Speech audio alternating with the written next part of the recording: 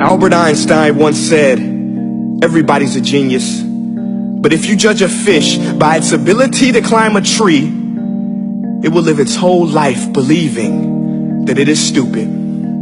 Ladies and gentlemen of the jury, today on trial we have modern day schooling. Glad you could come. Not only does he make fish climb trees, but also makes them climb down and do a 10-mile run. Tell me, school, are you proud of the things you've done?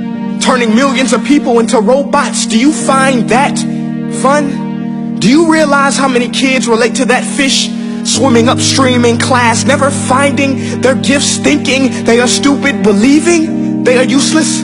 Well, the time has come, no more excuses. I call school to the stand and accuse him of killing creativity, individuality, and being intellectually abusive. He's an ancient institution that has outlived his usage. So, Your Honor, this concludes my opening statement, and if I may present the evidence of my case, I will prove it. Proceed. Exhibit A.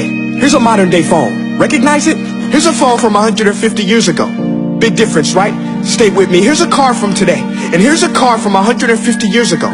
Big difference, right? Well, get this. Here's a classroom of today, and here's a class we used 150 years ago. Now, ain't that a shame? In literally more than a century, nothing has changed.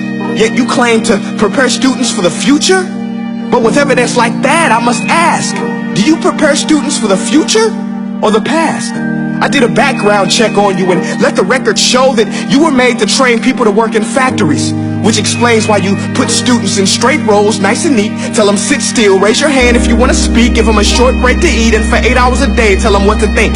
Oh, and make them compete to get an A letter which determines product quality, hence grade A of meat. I get it. Back then, times were different. We all have a past. I myself am no Gandhi. But today, we don't need to make robot zombies. The world has progressed. And now we need people who think creatively, innovatively, critically, independently, with the ability to connect. See, every scientist will tell you that no two brains are the same. And every parent with 2 or more children will confirm that claim.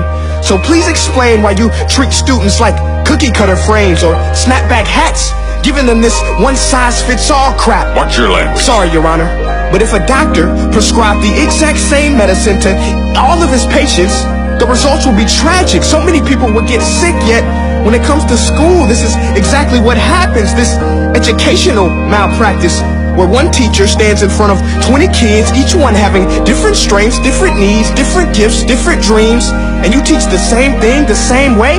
That's horrific. Ladies and gentlemen, the defendant should not be acquitted. This may be one of the worst criminal offenses ever to be committed. And let's mention the way you treat your employees. Objection. Overruled. I want to hear this. It's a shame.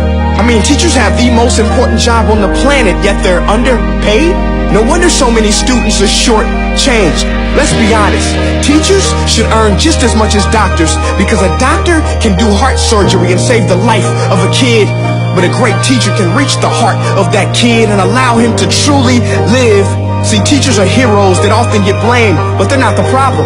They work in a system without many options or rights. Curriculums are created by policymakers, most of which have never taught a day in their life. Just obsessed with standardized tests. They think bubbling in a multiple choice question will determine success. That's outlandish. In fact, these tests are too cruel to be used and should be abandoned, but don't take my word for it.